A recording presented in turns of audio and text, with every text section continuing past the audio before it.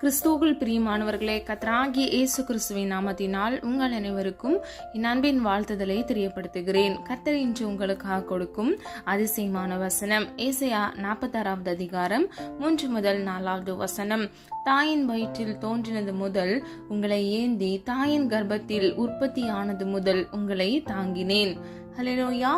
பிரியமானவர்களே, நம்முடைய வாழ்க்கையில நம்ம தாயின் வயிற்றில் தோன்றினது முதல், நாம் உருவானது முதல் கர்த்தராகிய தேவன் நம்மை தாங்கி ஏந்தி அவர் நம்மை பலப்படுத்தி இருக்கிறார், நம்மை பாதுகாத்திருக்கிறார். 2வது பகுதியை பாருங்க. தாயின் கர்ப்பத்தில் உற்பத்தியானது முதல் உங்களை தாங்கினேன். ஹல்லேலூயா. பிரியமானவர்களே, நம்ம தோன்றினதிலிருந்து நாம் உற்பத்தி ஆகும் வரையிலும் கர்த்தராகிய தேவன் நம்மை தாங்கி இருக்கிறார். அவருடைய அன்புள்ள கரத்தினால் நம்மை தாங்கி இருக்கிறார். பிரியமானவர்களே, வேதத்தின்படி 5 காரியங்களை நாம் இன்று பார்க்க போகிறோம். கர்த்தர் நம்மை எவ்விதமாக தாங்கி இருக்கிறார் என்பதை வேத வசனங்கள் மூலம் நம்ம அறிந்து கொள்ளலாம். முதலாவது, கரத்தினால் நம்மை தாங்குகிறார். ஆதார வசனம் ஏசாயா 41வது அதிகாரம் 10வது வசனம். நீ பயப்படாதே, நான் உன்னுடனே இருக்கிறேன், திகையாதே, நான் உன் தேவன், நான் உன்னை பலப்படுத்தி உனக்கு சகாயம் பண்ணுவேன், என் நீதியின் வலது கரத்தினால் உன்னை தாங்குவேன். ஹல்லேலூயா. பிரியமானவர்களே, எந்த சூழ்நிலைகளிலும் நீங்கள் பயப்படாதபடிக்கு கர்த்தராகிய தேவன் உங்களோடு கூட இருக்கிறேன் என்று உறுதிப்படுத்துகிறார். அது மாத்திரமல்ல, அவரே உங்கள் தேவனாக உங்களை எல்லா வேளையிலும் பலப்படுத்தி உங்களுக்கு சகாயம் பண்ணுகிறார். சகாயம் பண்ணுகிறார் என்றால் உதவி பண்ணுகிறார், உதவி செய்கிறார். பிரியமானவர்களே, அவருடைய நீதியின் வலது கரத்தினால் உங்களை தாங்குகிறார். அவருடைய கரம் முழுவதும் நீதியால் நிறைந்திருக்கிறது. அவரை சுற்றி உண்மை சூழ்ந்திருக்கிறது என்று வேதம் சொல்லுகிறது. பிரியமானவர்களே, அவருடைய அன்புள்ள கரத்தினால், அந்த நீதியின் வலது கரத்தினால் உங்களை தாங்குகிறார்.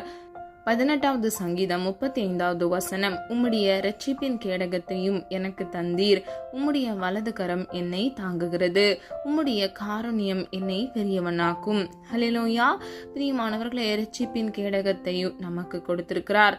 நாம் ஒவ்வொருவரும் மீட்கப்பட்டிருக்கிறோம், ரட்சிக்கப்பட்டிருக்கிறோம். அது நிமித்தமாக கர்த்தர் நம்மை பாதுகாக்கிறார். அது மாத்திரமல்ல, அவருடைய வலது கரம் நம்மை தாங்குகிறது. பிரியமானவர்களே, கர்த்தருடைய காருண்யம், அதாவது அவர் நம்மீது வைத்திருக்கிற இரக்கம் நம்மை பெரியவனாக்குகிறது. அவருடைய உருகாத இரக்கத்தினால் நம்மை பெரியவனாக்குகிறார். நம்முடைய வாழ்க்கையை நாம் கையிட்டு செய்கிற காரியங்களை கர்த்தர் ஆசீர்வதிப்பார். கர்த்தராகிய தேவன் அவருடைய கரத்தின் வல்லமையினால் நம்மை தாங்குகிறார்.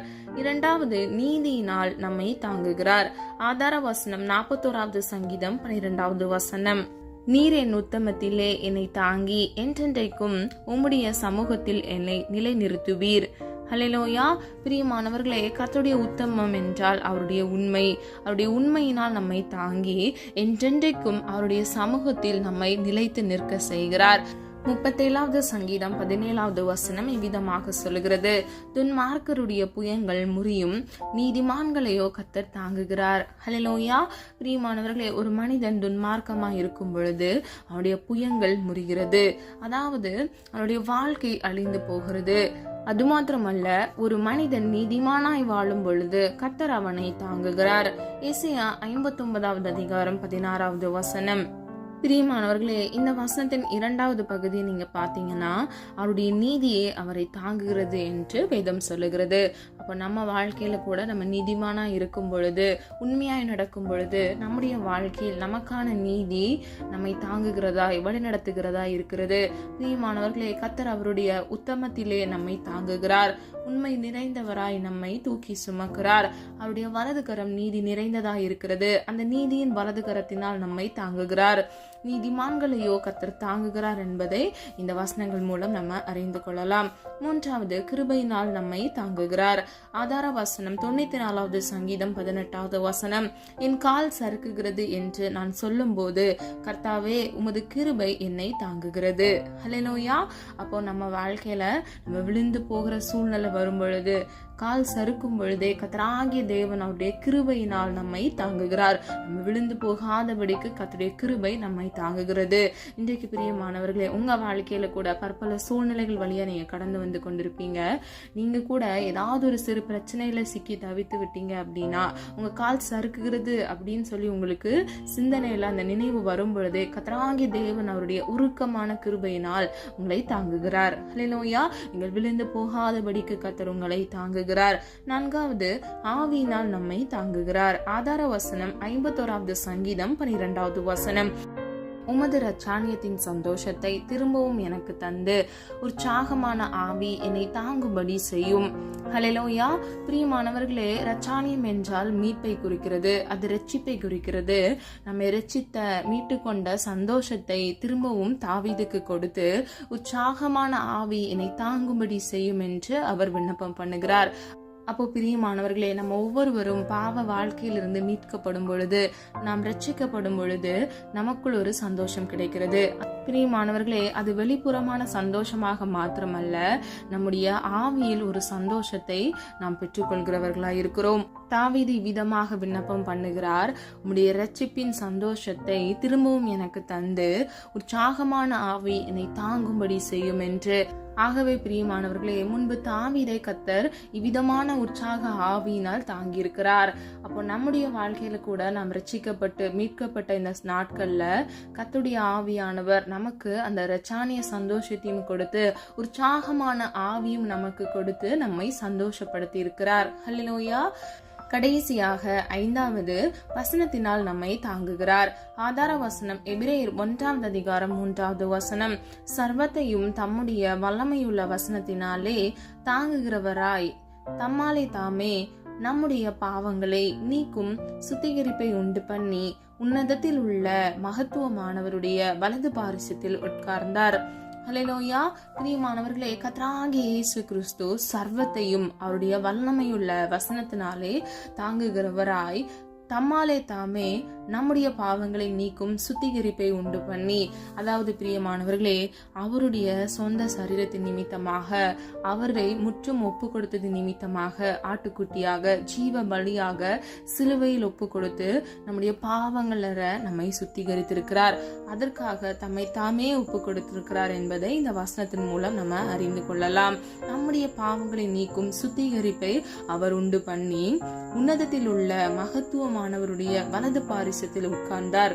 அதாவது பிரியமானவர்களே, பிதாவாகிய தேவனுடைய வலது பாரிசத்தில் கர்த்தராகிய இயேசு கிறிஸ்து உட்கார்ந்தார், அமர்ந்தார். முதல் பகுதியை பாருங்க. சர்வத்தையும் தம்முடைய வல்லமையுள்ள வசனத்தினாலே தாங்குகிறவராய். இன்றைக்கு பிரியமானவர்களே, நம்ம ஒவ்வொருவரும் பாவ மன்னிப்பின் நிச்சயத்தை பெற்றுக்கொண்டோம் என்றால் அது கர்த்தராகிய இயேசு கிறிஸ்துவால் மாத்திரமே. நாம் எவ்விதமாக ரட்சிக்கப்பட்டோம் என்பதை நம்ம ஆராய்ந்து பாருங்க. நீங்க எந்த காரியத்தினால, எந்த சூழ்நிலை நிமித்தமாக நீங்க ரட்சிக்கப்பட்டீங்க? வசனத்தினால் கர்த்தர் உங்களை தாங்கி இருக்கிறார். அவருடைய வல்லமை உள்ள கரம் உங்களை தாங்கி இருக்கிறது. இன்றைக்கு பிரியமானவர்களே, கர்த்தர் சொன்ன வசனத்தின்படி நாம் நம்மை ஒப்பு கொடுத்து நம்முடைய பாவங்களற நாம் ஒவ்வொருவரும் ஆட்டுக்குட்டியானவரின் திரு இரத்தத்தினால், அவருடைய வல்லமை உள்ள இரத்தத்தினால் நாம் ஒவ்வொருவரும் பாவத்தில் இருந்து பரிசுத்தமாக்கப்பட்டு சுத்திகரிக்கப்பட்டிருக்கிறோம். இன்றைக்கு பிரியமானவர்களே, நாம் ஒவ்வொருவரும் நித்திய ஜீவனை பெறுவோம் என்று நம்ம ஒவ்வொருவரும் விசுவாசித்திருக்கிறோம். ஏனென்றால் கர்த்தராகிய இயேசு கிறிஸ்து நமக்கு வாக்குத்தத்தம் பண்ணியிருக்கிறார். பிரியமானவர்களே, அவர் வெறும் வாக்குத்தத்தம் மாத்திரம் பண்ணுகிறவர் அல்ல, அவர் நிச்சயமாக அதை நிறைவேற்றுவார். நம்முடைய வாழ்க்கையில் அவர் கொடுப்பேன் என்று சொன்ன வாக்குத்தத்தத்தின்படி நித்திய ஜீவனை நாம் ஒவ்வொருவரும் சுதந்தரித்துக் கொள்வோம். பிரியமானவர்களே, வேதம் இப்படியாக சொல்கிறது, முடிவு பரியந்தம் நிலைத்திருக்கிறவனே வாக்குத்தத்தம் பண்ணப்பட்ட ஜீவ கிரீடத்தை சுதந்தரித்துக் கொள்கிறான் என்று. அப்ப நம்ம வாழ்க்கையில நம்ம நித்திய ஜீவனை சுதந்தரித்துக் கொள்ள வேண்டும் என்றால் முடிவு பரியந்தம் நாம் நிலைத்து நிற்க வேண்டும். முதல் வசனத்தில் நம்ம பார்த்தது போல, தாயின் வயிற்றில் தோன்றினது முதல் கர்த்தர் நம்மை ஏந்தி, தாயின் கர்ப்பத்தில் உற்பத்தி ஆனது முதல் அவர் நம்மை தாங்கி இருக்கிறார். இன்றைக்கு பிரியமானவர்களே, இன்றைக்கு கர்த்தர் உங்களுக்கென்று கொடுத்த இந்த வாக்குத்தத்த வசனத்தின்படி, இந்த அதிசயமான வசனத்தின்படி கர்த்தர் உங்களை தாங்குகிறேன் என்பதை உறுதிப்படுத்துகிறார். எனக்கென்று யாருமே இல்லை அப்படின்னு சொல்லி நீங்க யோசிக்காதீங்க. எனக்குன்னு ஒரு உதவி கிடைக்குமா, எனக்குன்னு ஒரு ஆசீர்வாதம் கிடைக்குமா என்று நீங்க யோசித்து கொண்டிருக்கலாம். இன்றைக்கு பிரியமானவர்களே, அவருடைய நீதியின் வலது கரத்தினால் உங்களை தாங்குகிறார். அது மாத்திரமல்ல, அவருடைய கரத்தினால் உங்களை தாங்குகிறார். இதோ உன்னை என் உள்ளங்கையில் வரைந்திருக்கிறேன் என்று வேதம் சொல்லுகிறது. இன்றைக்கு பிரியமானவர்களே, கர்த்தர் அவருடைய கரத்தினால், அவருடைய அன்பினால், அவருடைய கிருபையினால் நம்மை தாங்குகிறார். அது மாத்திரமல்ல, அவருடைய ஆவியினால் நம்மை தாங்குகிறார். அவருடைய வசனத்தை கொண்டு நம்மை தாங்குகிறார். அவருடைய வல்லமை உள்ள வசனம் நம்மை தாங்குகிறதா இருக்கிறது.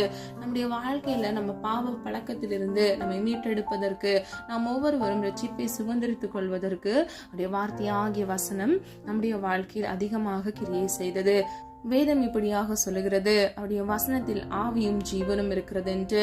பிரியமானவர்களே, ஆவியாயும் ஜீவனுமாயும் இருக்கிற வசனம் ஒரு மனிதனுக்குள் போகும் பொழுது, அவன் அந்த வசனத்தை கேட்கும் பொழுது அது அவனுடைய வாழ்க்கையில் உயிர் மீட்பை கொண்டு வருகிறது. அவன் செத்து போன அந்த பாவ வாழ்க்கையிலிருந்து அவனை பரிசுத்தவானாய், தன்னை சுத்திகரித்து கொண்டு அவன் மீட்கப்படுகிறவனாய் இருக்கிறான். கர்த்தராகிய இயேசு கிறிஸ்து வல்லமையுள்ள வசனத்தினால் அவனை தாங்குகிறார். ஹல்லேலூயா. பிரியமானவர்களே, இன்றைக்கு அநேக சூழ்நிலைகள் வழியா நீங்க கடந்து வந்து கொண்டிருக்கலாம். 145வது சங்கீதம் 14வது வசனம், கர்த்தர் விழுகிற யாவரையும் தாங்கி. ஹல்லேலூயா. பிரியமானவர்களே, சிலர் நான் விழுந்து விட்டேன் என்று வருத்தப்படுறாங்க. சில பேர் நான் விழுந்து விடுவேனோ என்று முன்கூட்டியே பயப்படுறாங்க. ஆனா நீங்க யாராக இருந்தாலும், எந்த சூழ்நிலையில் இருந்தாலும், கர்த்தராகிய தேவன் நீங்கள் விழுந்து போகாதபடிக்கு உங்களை தாங்குவார். பிரியமானவர்களே, உங்கள் கால் சறுக்கும் பொழுதே கர்த்தருடைய கரம் உங்களை தாங்கும். இந்த வசனம் இப்படியாக சொல்லுகிறது, கர்த்தர் விழுகிற யாவரையும் தாங்கி மடங்கடிக்கப்பட்ட யாவரையும் தூக்கி விடுகிறார். ஹல்லேலூயா. அப்ப விழுந்து போன மனிதர்களை கூட கர்த்தர் தூக்கி விடுகிறார். பிரியமானவர்களே, வேதம் இப்படியாக சொல்லுகிறது, நீதிமான் 7 தரம் விழுந்தாலும் அவன் மீண்டும் எழுந்திருக்கிறான் என்று. இன்றைக்கு பிரியமானவர்களே, நீங்க அநேக சூழ்நிலைகள் நிமித்தமாக, உங்க சொந்த சித்தத்தின் நிமித்தமாக விழுந்து போயிருக்கலாம். கவலைப்படாதீங்க. நீங்க மீண்டும் எழுந்திருக்கத்தக்க கர்த்தருடைய சமூகத்துல உங்களை ஒப்பு கொடுத்து நீங்க விண்ணப்பம் பண்ணுங்க. உங்க தவறுகளை, உங்க குற்றங்களை அறிக்கை செய்யுங்க. கர்த்தராகிய தேவன் விழுந்து போன சூழ்நிலையில் இருக்கிற உங்களை தூக்கி விடுவார். ஹல்லேலூயா. பிரியமானவர்களே, கர்த்தராகிய தேவன் உங்களை தாங்குகிறார். இன்றைக்கு அநேகர் மத்தியில் இருக்கக்கூடிய வீணான பயங்கள் அவர்கள் வாழ்க்கையில விழுந்து போக செய்கிறது. என்னுடைய குடும்ப நபர்கள், என்னுடைய சொந்த பிள்ளைகள் விழுந்து விடுவார்களோ, என் கணவன் விழுந்து விடுவாரோ, என் மனைவி விழுந்து விடுவாளோ என்று நீங்க யோசித்து கொண்டே இருக்கலாம். பிரியமானவர்களே, கவலைப்படாதீங்க. கர்த்தராகிய தேவன் உங்களை தாங்குகிறார். நீங்கள் விழுந்து போகாதபடிக்கு அவருடைய கிருபை உங்களை தாங்குகிறது. ஆகையால் இன்றைக்கு அந்த வீணான பயத்தை விட்டு விடுங்க. வேதம் இப்படியாக சொல்லுகிறது, பூர்ண அன்பில் பயமில்லை என்று. கர்த்தராகிய இயேசுவின் மீது பரிபூர்ண அன்பை நீங்கள் வைக்கும் பொழுது அந்த அன்பின் நிமித்தமாக இவ்வுலக வாழ்க்கை குறித்து நீங்கள் பயப்படவே மாட்டீர்கள். ஹல்லேலூயா. பிரியமானவர்களே, உங்க நம்பிக்கையை, உங்க அன்பையும் கர்த்தர் மீது வைங்க. கர்த்தர் நிச்சயமாக உங்களை பாதுகாப்பார், உங்களை தாங்குவார். பிரியமானவர்களே, தாயின் வயிற்றில் நீங்கள் தோன்றினது முதல், உற்பத்தியானது முதல் கர்த்தர் உங்களை பாதுகாக்கிறார், உங்களை தாங்குகிறார். ஹல்லேலூயா. பிரியமானவர்களே, வியாதியில் நம்மை கர்த்தர் தாங்கி இருக்கிறார். நாம் விழுந்து போகிற சூழ்நிலையில் இருக்கும் பொழுது நம்மை தாங்கி இருக்கிறார். மடங்கடிக்கப்பட்டு விழுந்து போன மனிதர்களை கர்த்தர் தூக்கி விடுகிறார். அது மாத்திரமல்ல, நம்ம நித்திரை செய்யும் பொழுது கூட கர்த்தருடைய கரம் நம்மை தாங்குகிறது. விதமாக நம்மை எல்லா சூழ்நிலைகளிலும் தாங்கின தேவனுக்கு அவருடைய சித்தத்தின்படி நாமும் பிறரை தாங்க வேண்டும். நாம் எவ்விதமாக அவருடைய சித்தத்தின்படி தாங்க வேண்டும் என்றால், ஆதார வசனம் கொலோசியர் 3வது அதிகாரம் 12 முதல் 13வது வசனம். ஆகையால் நீங்கள் தேவனால் தெரிந்து கொள்ளப்பட்ட பரிசுத்தரும் பிரியருமாய் உருக்கமான இரக்கத்தையும் தயையையும் மனத்தாழ்மையையும் சாந்தத்தையும் நீடிய பொறுமையையும் தரித்து கொண்டு ஒருவரையொருவர் தாங்கி ஒருவர் பேரில் ஒருவருக்கு குறைபாடு உண்டானால் கிறிஸ்து உங்களுக்கு மன்னித்தது போல ஒருவருக்கொருவர் மன்னியுங்கள். ஹல்லேலூயா. பிரியமானவர்களே, முதல் வசனத்தின் முதல் பகுதியை பாருங்க. நீங்கள் தேவனால் தெரிந்து கொள்ளப்பட்ட பரிசுத்தரும் பிரியருமாய், அதாவது அவருக்கு பிரியமான பரிசுத்தமான பிள்ளைகளாக இருக்கிறபடியினால் உருக்கமான இரக்கம் முதலாவது, தயை இரண்டாவது, மூன்றாவது மனத்தாழ்மை, நான்காவது சாந்தம், ஐந்தாவது நீடிய பொறுமை. இவை எல்லாவற்றையும் தரித்து கொண்டு ஒருவரை ஒருவர் தாங்கி ஒருவர் பேரில் நமக்கு குறைபாடு உண்டானால் கிறிஸ்து நம்முடைய பாவங்களை எப்படி மன்னித்தாரோ, நம்முடைய குறைவுகளை எப்படி மன்னித்தாரோ, அவ்விதமாக பிறருடைய பாவங்களையும் அவர்களுடைய குறைகளையும் நாம் மன்னிக்க வேண்டும். நம்முடைய அன்பின் நிமித்தமாக ஒருவரை ஒருவர் தாங்கி நாம் மன்னிக்கும் பொழுது கர்த்தருடைய புத்திரராக இருக்கிறோம். ஹல்லேலூயா. இவ்விதமாக அவருடைய சித்தத்தை செய்கிறவர்களாகவும் நாம் இருப்போம். நம்ம எல்லாரும் ஒரு மனதாய் இணைந்து விசுவாசத்தோடு ஜெபிப்போமா? அன்பின் பிதாவே, அப்பா, எங்களை மது கரத்தில் ஒப்பு கொடுக்கிறோம். அறிந்தும் அறியாமல் செய்த தவறுகளை மன்னிங்க. குற்றங்கள் குறைகள் உண்டப்பா, தயவாய் மன்னிங்க. நீர் விரும்புகிற பரிசுத்தம் வேண்டும் ஆண்டவரே. உமக்கு பிரியமானதை செய்ய எங்களுக்கு கற்றுத்தாங்கப்பா. அறிந்தும் அறியாமல் செய்த தவறுகளை தயவாய் மன்னித்து ஆண்டவரே, நீர் எங்களை தாங்குகிறபடியினால் தகப்பனே, அப்பா, எங்களை பாதுகாக்கிறபடியினால் உம்மை நன்றியோடு துதிக்கிறோம் தகப்பனே.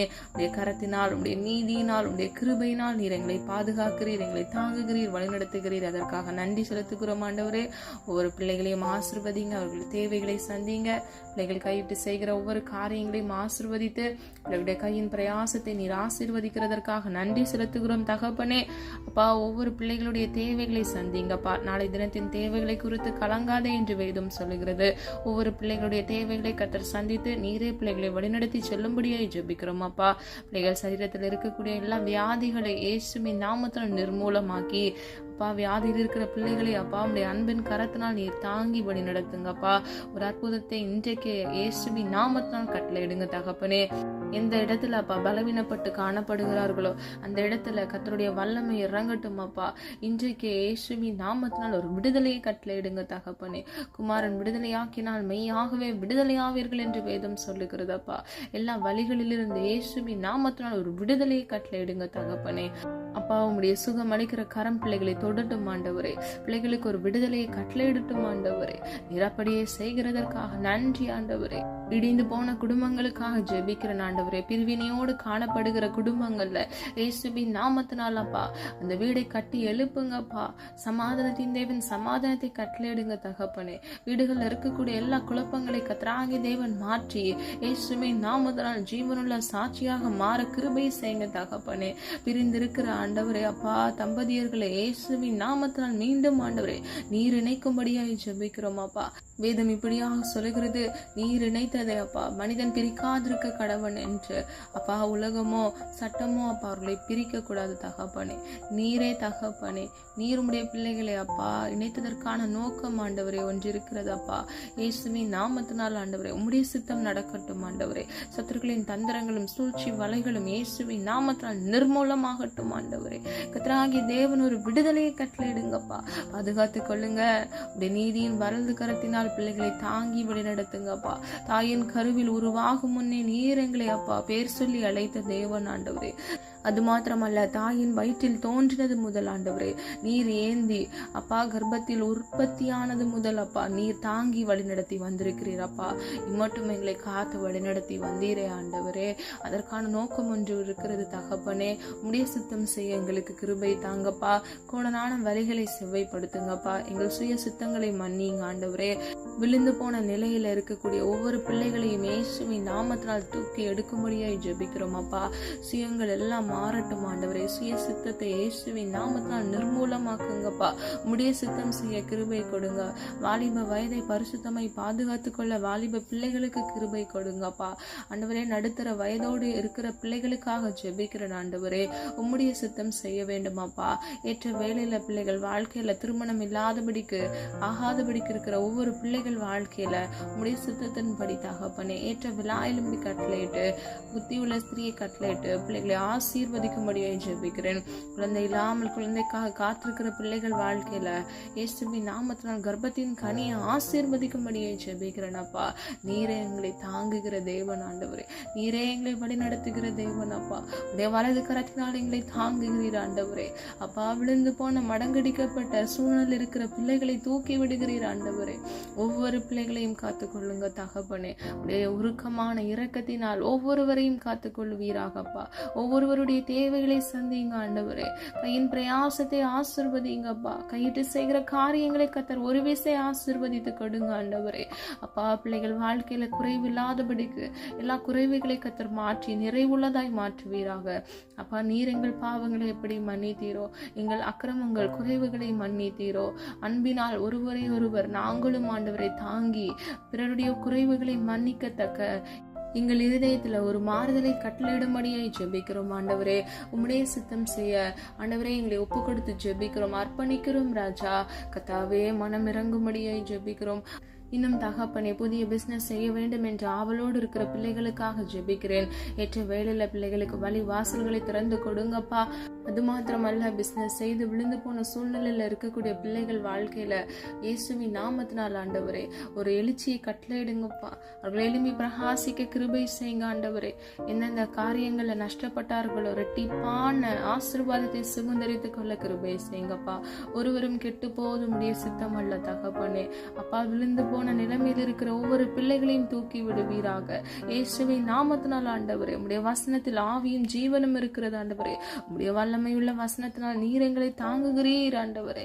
அப்பா, எல்லா பாவங்கள எங்களை மன்னித்து சுய சித்தங்களை மன்னித்து ஒரு விசை உடைய பிள்ளைகளை தூக்கி எடுக்கும்படியை ஜெபிக்கிறோம் அப்பா. உடைய அன்பின் கரத்தினால் தகப்பனே நீர் எங்களை உள்ளங்கையில் வரைந்து வைத்திருக்கிறீர் அப்பா. அதற்காக நன்றி செலுத்துகிறோம் ஆண்டவரே.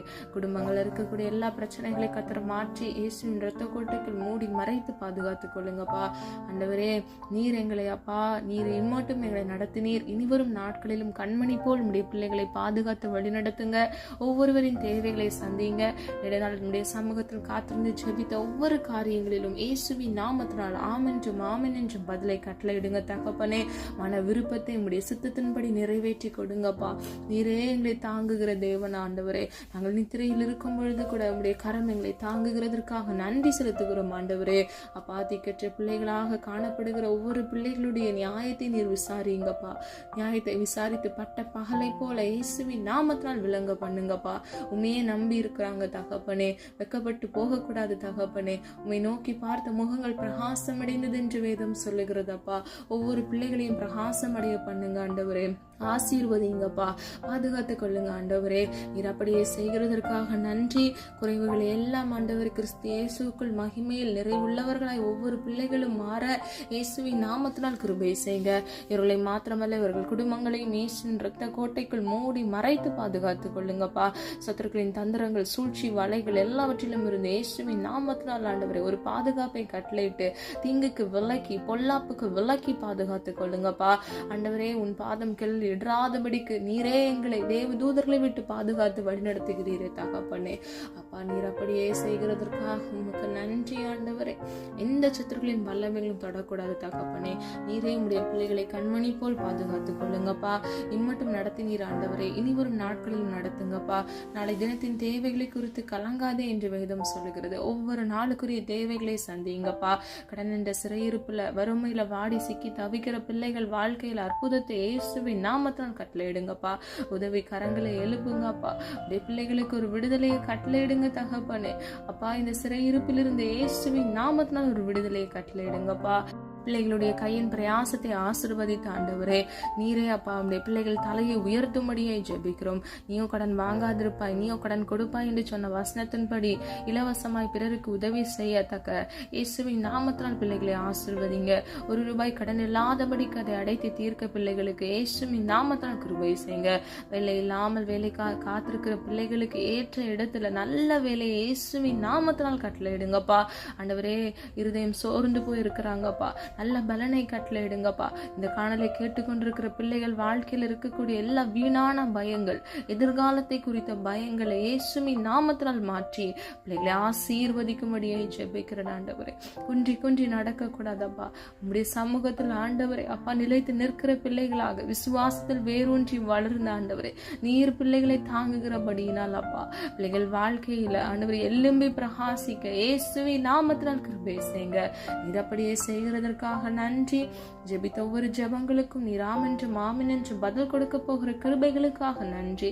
வெளிதேசத்திலிருந்து இந்த காணொளி கேட்டுக்கொண்டிருக்கிற பிள்ளைகள் வாழ்க்கையில ஆண்டவரே ஒரு பாதுகாப்பை கட்டளையிடுங்க. அவங்க குடும்பங்கள் ஆண்டவரே தொலை தூரத்துல இருக்கிறாங்கப்பா. கர்த்தருடைய கரம் அவர்களை பாதுகாக்கட்டும்.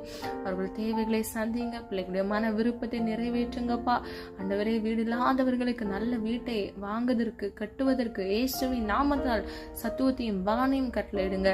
அப்பா ஆசீர்வாதத்தை இயேசுவின் நாமத்தினால் நீர் கட்டளையிடும்படியே ஜெபிக்கிறேன். அவைக்குரிய ஆசீர்வாதத்தினாலும் உலகத்துக்குரிய ஆசீர்வாதத்தினாலும் பிள்ளைகளை நிரப்புங்க ஆண்டவரே. ஜமாவியை கொடுங்க, விண்ணப்பத்தின் ஆவியை கொடுங்க ஆண்டவரே. உம்முடைய சித்தம் செய்ய பிள்ளைகளுக்கு கிருபை கொடுங்கப்பா. கையிட்டு செய்கிற ஒவ்வொரு காரியங்கள்ல கர்த்தருடைய நன்மை அவர்கள் சுதந்திரித்துக் கொள்ள கிருபை செய்யுங்க. காத்துக்கொள்ளுங்க, பொறுப்படுத்திக் கொள்ளுங்கப்பா. நீரே எங்கள் தேவன் அப்பா, நீரே எங்கள் நம்பிக்கை அப்பா. உமே நோக்கி பார்க்கிறோம் ஆண்டவரே. வெக்கப்பட்டு போகாதபடிக்கு ஒத்தாசி வரும் பர்வதத்திலிருந்து பிள்ளைகளுக்கான உதவியை கட்டளையிட்டு பிள்ளைகளை ஆசீர்வதித்து பாதுகாத்துக் கொள்ளுங்க. ஒவ்வொரு பிள்ளைகளையும் இயேசுவின் நாமத்தினால் பேர் பேரை ஆசீர்வதிக்கும்படியே ஜெபிக்கிறேன். காத்துக்கொள்ளுங்க, பொறுப்படுத்திக் கொள்ளுங்க. ஒவ்வொரு பிள்ளைகளுடைய வீடுகளிலும் இயேசுவின் ரத்தத்தை தெளித்து ஜெபிக்கிறேன். எந்த வாதைகளோ பொல்லாப்போ கொள்ளை நோயோ வராதபடிக்கு இயேசுவின் ரத்த கோட்டைக்குள் மூடி மறைத்து பாதுகாத்துக் கொள்ளுங்க. காத்துக்கொள்ளுங்க, பொறுப்படுத்திக் கொள்ளுங்க. உடைய நாம மகிமைப்படுவதாக. எங்களை தாழ்த்துகிறோம், வெறுமையாக்குகிறோம். எங்களை மண்ணன்று நினைவு கூறுகிறோம். இயேசு கிறிஸ்துவின் மூலம் ஜெபிக்கிறோம் பிதாவே, ஆமீன். கர்த்தராகிய தேவன் தாமே உங்களுடைய வாழ்க்கையை வெளிச்சமாய் மாற்றி கர்த்தருடைய நீதியின் வலது கரத்தினால் உங்களை தாங்கி வழி நடத்துவாராக. God bless you. இந்த வீடியோ உங்களுக்கு பிடிச்சிருந்துச்சுன்னா லைக் பண்ணுங்க, சப்ஸ்கிரைப் பண்ணுங்க மற்றும் பெல் ஐகான் கிளிக் பண்ணுங்க, ஷேர் பண்ணுங்க. God bless you.